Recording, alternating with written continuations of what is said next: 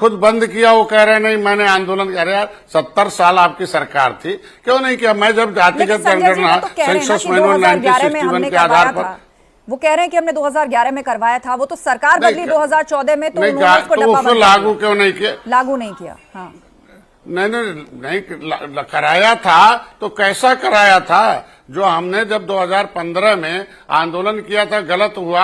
हमारी गिनती 1961 में 70 लाख थी, इन लोगों ने 2011 में 7,000 कर दिया।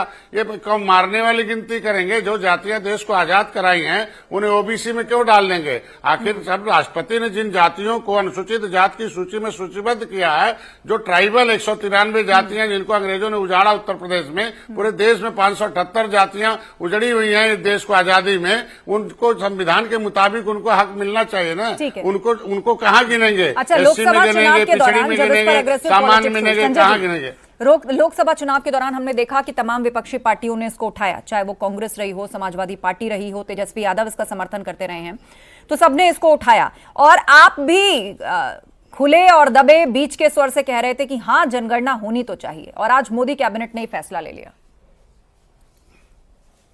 देखिए, मैं पहला व्यक्ति हूं जो मोदी को लिखित रूप से ज्ञापन मैंने हाथ में लेकर दिया कि ये जातिगत जनगणना इसके अनुसार होनी चाहिए, मारने वाला नहीं होनी चाहिए, सम्मान वाला होना चाहिए। पहले सर्वे हो जाए कि कौन सी जातियां पाइपलाइन में पॉलीथीन में अनुसूचित की हैं कि एससी की हैं, बिना किसी कमीशन के। जो एससी में जातियां थी, राष्ट्रपति का नोटिफिकेशन को उलट के उत्तर प्रदेश में जो है एक राज्य ने दूसरा नोटिफिकेशन, जब ऑर्डर है सुप्रीम कोर्ट का कि भाई no any have power the state government in the matter of SC ST, तो इन जातियों को कैसे ओबीसी में डाल सकते हैं? तो इनके जातियों का हिस्सा लूटने के लिए ये 30 साल से समय, आखिर इन लोगों के अंदर नियत सही रही होती तो कांग्रेस का सपोर्ट कर रहे थे ना, सपा बसपा के लोग, ये सारे लोग आरएलडी, पूरे 30 सालों तक कांग्रेस की सरकार इन लोगों ने चलवाई, इन जातियों का हिस्सा लूटने के लिए चलवाई। जब इन जातियों ने इन्हें डुबाना शुरू कर दिया तब इनको गिनती याद आने लगी, और कि नहीं गिनती कराई जाए। अच्छा, एक चीज और है संजय निषाद जी, आज के दिन में आपका जो फोकस है,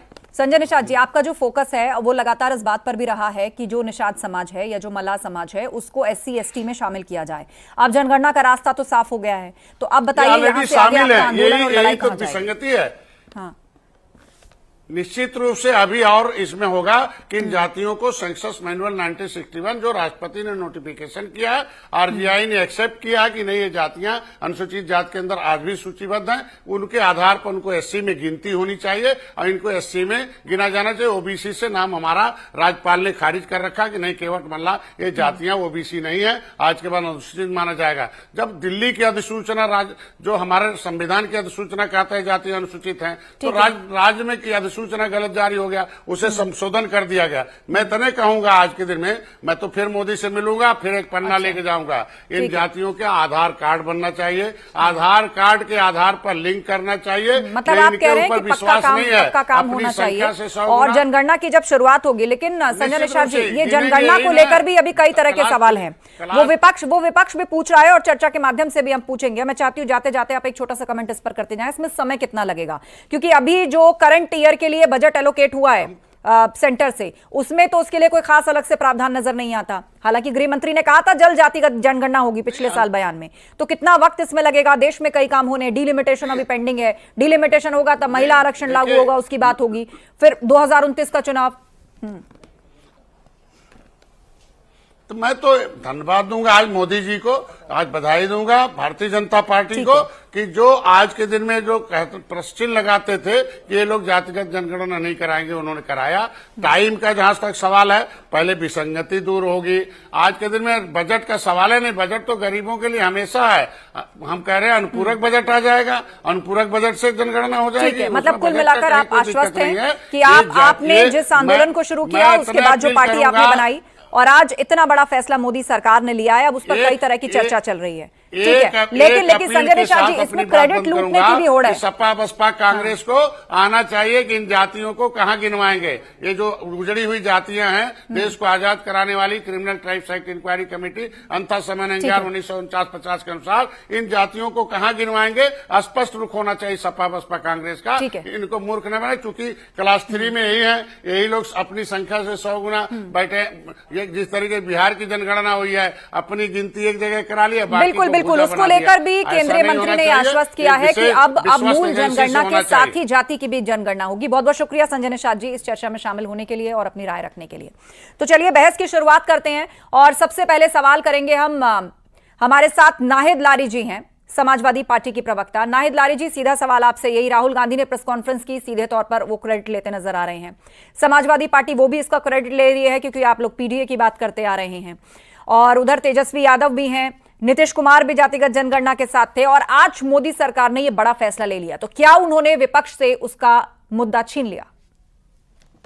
नहीं, देखिए आस्था जी, ये जो बात है कास्ट सेंसस की, आप ये समझिए कि 90% प्लस जो आबादी है पीडीए समाज के, बहुसंख्यक समाज है, और इनके साथ पीडीए समाज के महान योद्धा माननीय अखिलेश यादव जी पहाड़ जैसे डटे रहे, सड़क से लेकर सदन तक पहाड़ जैसे डटे रहे कि जातिगत जनगणना होकर रहेगी। यहां तक माननीय अखिलेश यादव जी ने पीडीए समाज की क्रांति का बिगुल फूंक दिया, इस समाज में चेतना जगा दी, समाज एकजुट हो गया। नतीजा 2024 लोकसभा चुनाव में जबरदस्त पटकनी दी बीजेपी को, बीजेपी थर्राई। अब ये कास्ट सेंसस जो आया, ये पीडीए 90% पीडीए जो है बहुसंख्यक समाज है, इनकी ये जीत है, ये पीडीए की जीत है। और ये आप ये समझे कि इसे कहा जाता है कि अब आया ऊंट पहाड़ के नीचे।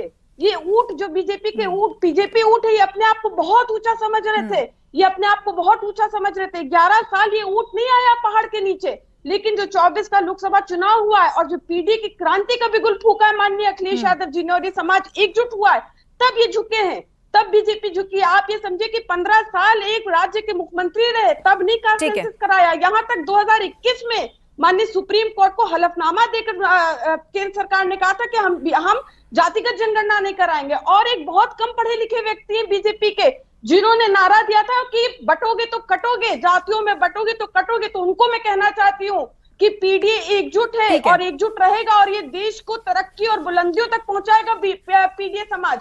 आप ये समझिए कि जो पीडीए की लड़ाई है, जो जातिगत जनगणना की लड़ाई है, खत्म होती। अंशु अवस्थी जी भी हमें ज्वाइन कर चुके हैं। नाहिद लारी जी, मैं लौटूंगी आपके पास, एक बार सभी पैनलिस्ट अपनी बात रख लें। कांग्रेस के स्पोक्स पर्सन अंशु अवस्थी जी हमें ज्वाइन कर चुके हैं। अंशु जी, सवाल मुझे शुरुआत आप ही से करनी थी, लेकिन आप अभी पैच हुए हैं, तो सवाल यही कि क्या मोदी सरकार ने राहुल गांधी या विपक्ष से उनका मुद्दा छीन लिया?